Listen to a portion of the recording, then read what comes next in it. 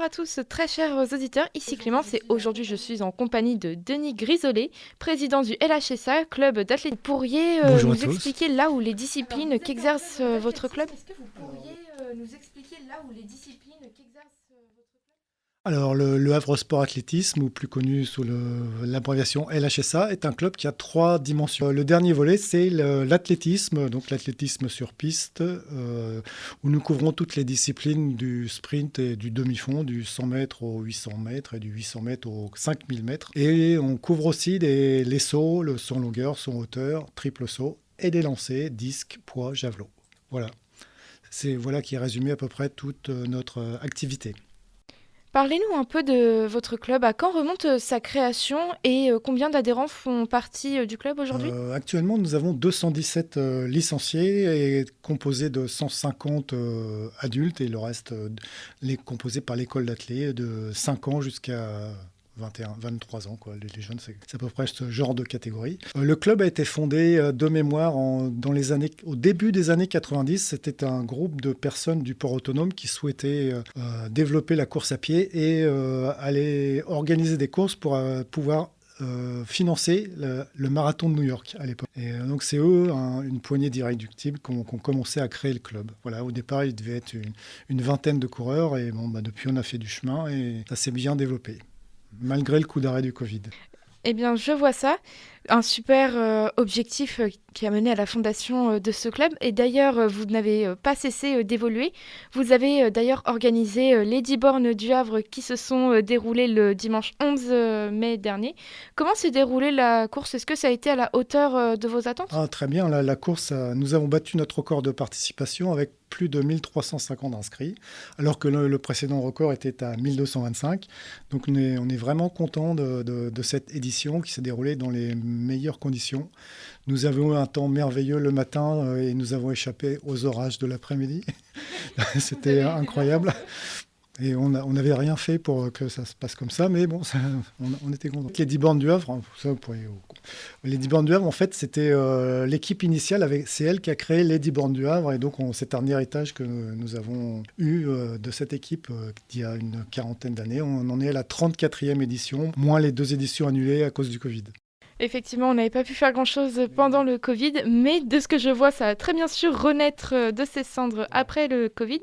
Est-ce que vous avez déjà organisé d'autres courses que les 10 bornes du Havre? Alors, nous avons organisé antérieurement le LHSA Trail. C'était une course, un trail dans la forêt de Montjon sur 3 distances, 8 km, 14 km et 24 km.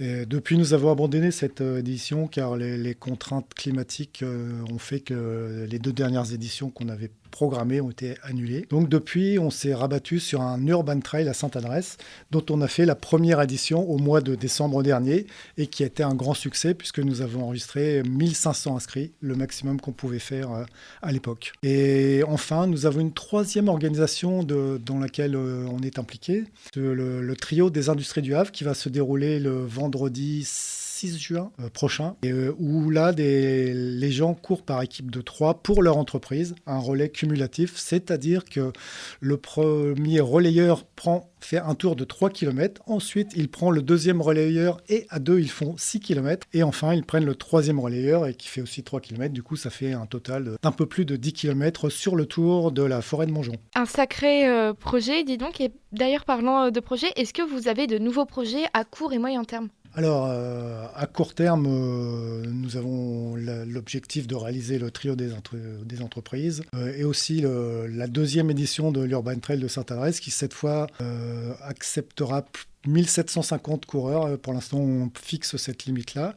Et du côté de l'athlétisme, on espère qualifier des vétérans au championnat de France Master en Bretagne et aussi des plus jeunes qui seront qualifiés aux championnats régionaux à Cherbourg fin juin et peut-être aux championnats interrégionaux dans les Pays de Loire début juillet. De super projets donc. Mais pourquoi cette limite de 1750 participants à la prochaine édition?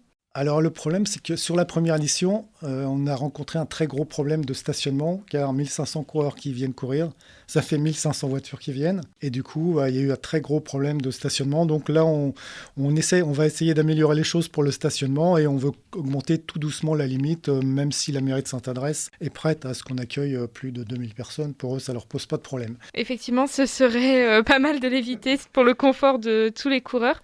Est-ce que vous organisez des groupes parmi vos adhérents pour préparer à de plus grandes courses comme des marathons, le marathon de Paris Pour les marathons, il y a des petits groupes qui se forment avec des petits groupes spécifiques de peut-être une dizaine de personnes, les gens qui sont concernés par le marathon. Et sinon, le club est organisé en 2-3 groupes en fonction des niveaux des gens. Un groupe adulte et puis aussi sur la piste, il y a 7 intervenants qui viennent entraîner les jeunes en fonction de leur âge. Il y a un premier niveau pour les bébés athlètes, on appelle ça les bébés athlètes pour les enfants à partir de 5 ans.